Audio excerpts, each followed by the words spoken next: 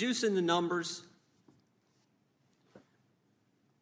I'm not sure what you're referring to. Well, you talked all about your opening statement about the number of domestic terrorism threats. We've had multiple whistleblowers come to our office and tell us that they're being pressured to categorize cases as domestic terrorist threats that aren't.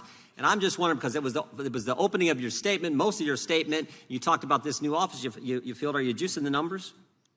So I'm not aware of the references you're making to the whistleblowers. What I can tell you is that the intelligence community has assessed that the threat we face from domestic violent extremism is elevated, and that's consistent with what I see on a daily basis. Who is Timothy T-Bolt?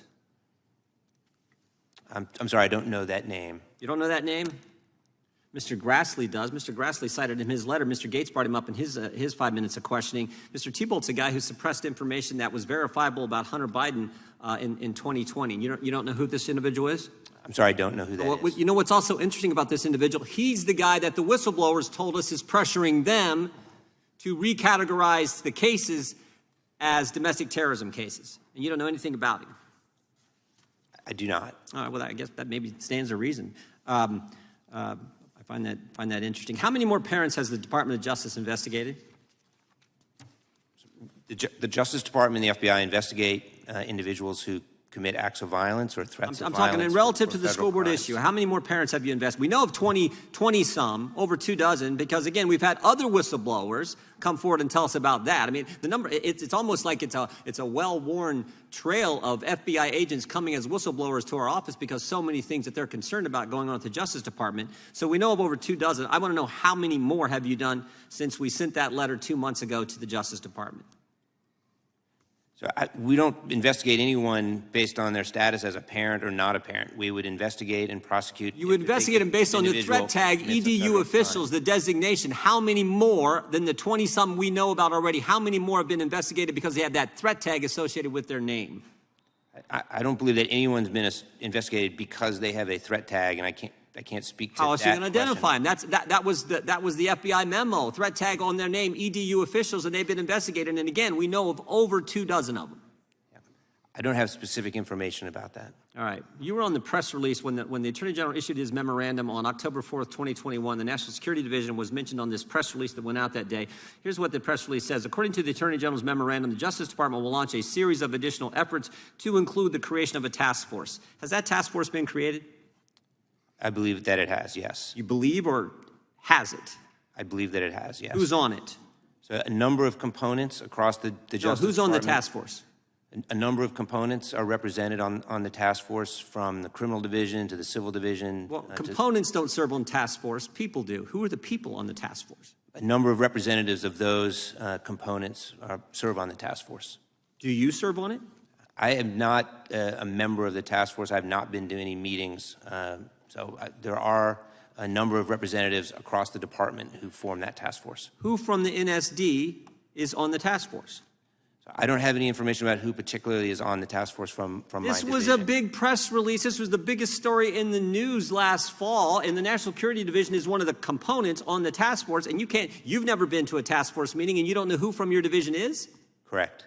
Are you guys embarrassed about this whole looking into school boards going after moms and dads? Is this an embarrassment? I mean, the National School Board Association has pulled back their letter. They said they apologized for it. They regret that they did it. A bunch of states have pulled out of the organization. I'm just wondering if that's the same attitude you guys now have. Frankly, that'd be good if you did. I think we take very seriously that anyone who serves in civic life deserves to be safe. And anyone who serves on a school board, on a city council, in any position of public trust, they should not be the subject of threats of violence or violence. And that's the point of this effort, is to work with particularly with and parents should feel safe that they can speak their mind about their kids' education and not be harassed for doing so. You know, we've sent you 103 letters, 584 specific requests over the last 9 months. I have a whole stack of them here. Have you collected any of the information we've asked for? Have you collected that information? I'm aware that there have been requests. I don't know the status of the response to those requests. I'm certainly willing to take that back to our office. We know the status of the response. You've basically given us the finger and said we're not going to give you any. We got two letters with like a half a paragraph on each letter. I just want to know if you've actually collected the information. We know you're not going to give it to us because we've seen that over the last 9 months. Have you collected any of it? I'm not sure what Sir, I'm not sure what you mean by collected any of the information. I'm certainly willing to... 584 specific requests about correspondence, emails, communication between the Justice Department, the White House, the Department of Education. We've asked for the information. I'm just asking, have you even started to collect it? I'm certainly willing to take that question back to our Office of Legislation. Well, I think it's interesting you don't know the answer to it, so it tells me you probably haven't. Time has expired. Mr. Jordan. Thank you, Mr. Chairman. Mr. Rosenstein, why are you keeping information from Congress? Congressman, I am not keeping any information from Congress that it's appropriate. In a few minutes, Mr. Rosenstein, I think the House of Representatives is going to say something different.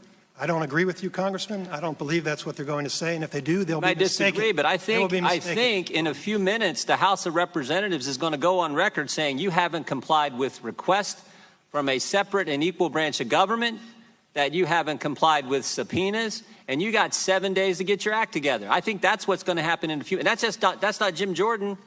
I think that's a majority of the House of Representatives. In just a few minutes, I think that's going to happen. And I want to know why you won't give us what we've asked for. Sir, I certainly hope that your colleagues are not under that impression. That is not accurate, sir. And it is accurate. We have caught you hiding Mr. information, Chairman, can we allow the witness to Rosenstein. answer? Mr. Chairman, point of order. We can go to Mr. Jordan's press conference and listen to him, but we came here to hear from the witness. The time belongs to the gentleman. Mr. Rosenstein, Can we allow him to answer? we have caught you hiding information. Allow him to answer. He will be permitted to answer that, answer when Mr. Mr. Jordan. Why do we have them here? We'll allow him if they're not additional allowed to time Rosenstein. to answer. Why are they not allowed to answer? The gentleman's out of order. The gentleman from Ohio is recognized. Mr. Rose, let me make this one point, then I'll let Yes, you Mr. answer. Jordan, I'd like to let me answer make your this one point accusation, sir. where we've Can I caught you answer your hiding accusation, information, then you sir? can answer. Why did you hide the fact that Peter Strzok and Judge Contreras were friends? Why did you redact that in the documents you gave to us? Judge Contreras is kind of important. FISA court judge, more importantly, just as importantly, the judge that heard Mike Flynn's case. Why did you try to hide that from us? Mr. Jordan, I appreciate you giving me the opportunity to respond. I've heard you make those sort of allegations publicly on TV. I got and if you let me respond, sir. Mr. Chairman, he should be given Right the here. opportunity. Now, Mr. Jordan, answer. It's redacted. I am the Deputy Attorney General of the United States. Okay? I'm not the person doing the redacting. I'm responsible for responding to your concerns as I have. I have a team with me, sir. It's just a fraction of the team that's doing this work, and whenever you brought issues to my attention, I have taken appropriate steps to remedy them. So your statement that I'm personally keeping information from you, trying to conceal information You're from the the boss, people, Mr. is not Rosenstein. true. That's correct. And my job is to make sure that we respond to your concerns. We have, sir. Now, I've appointed Mr. Lausch, who is managing that production, and my understanding is it's actually going very well, sir. So I appreciate your concerns. Again, I think the House of Representatives is going to say otherwise. But your use of this to attack me personally Why did you? is It's not deeply wrong. wrong. Point of order, Mr. Chairman. May the witness be permitted to answer the question? It's not personal. The gentleman will suspend. The witness is going to have an opportunity to say whatever he wants at the end of Mr. Jordan's 5 minutes. Until the It is end not of those personal. 5 minutes, they're his time. I appreciate your service. It's not personal. We just want the information. Why did you tell Peter Strzok not to answer our questions yesterday? When I asked Peter Strzok if he'd ever communicated with Glenn Simpson, he gave us the answer he gave us dozens of times. On advice of FBI counsel, I can't answer that question. Why couldn't he answer that question?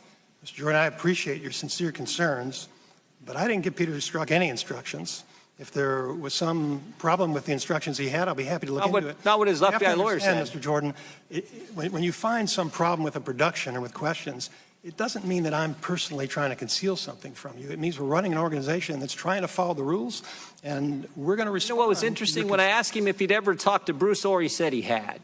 Said he had 3 times in 2016 and 2017. Then I asked him, have you ever talked to Nellie Orr? And he said, no, I haven't. I said, well, why can you answer that question? Because Nellie Orr worked for Glenn Simpson, worked for Fusion. He could answer that question, but he couldn't answer because FBI counsel told him he couldn't. He couldn't answer the question whether he'd ever communicated with Glenn Simpson, a journalist. Why couldn't he answer that question? Mr. Jordan, I appreciate you saying it isn't personal. Sometimes it feels that way. How do I know, sir? I mean, you interviewed Mr. Strzok. I didn't, so I can't Works answer. for you. Doesn't work for us. There are 115,000 people who work for me, sir.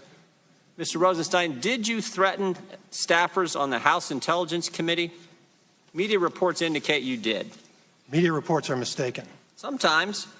But this is what they said. Having the nation's #1 law enforcement officer threaten to subpoena your calls and emails is downright chilling. Did you threaten to subpoena their calls and emails? No, sir, and there's no way to subpoena phone calls.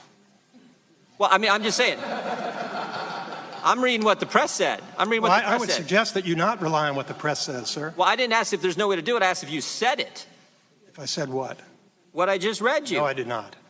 Well, now who are we supposed to believe? Staff members who we've worked with, who've never misled us, or you guys who we've caught hiding information from us, who tell a witness not to answer our questions? Who are we supposed to believe? Thank you for making clear it's not personal, Mr. Jordan. Well, I'm saying the You should Department of believe me Justice. because I'm telling the truth and I'm under oath. And if you want to put somebody else under oath and they have something different, I know to say, these I'm staff happy to members. respond. Here's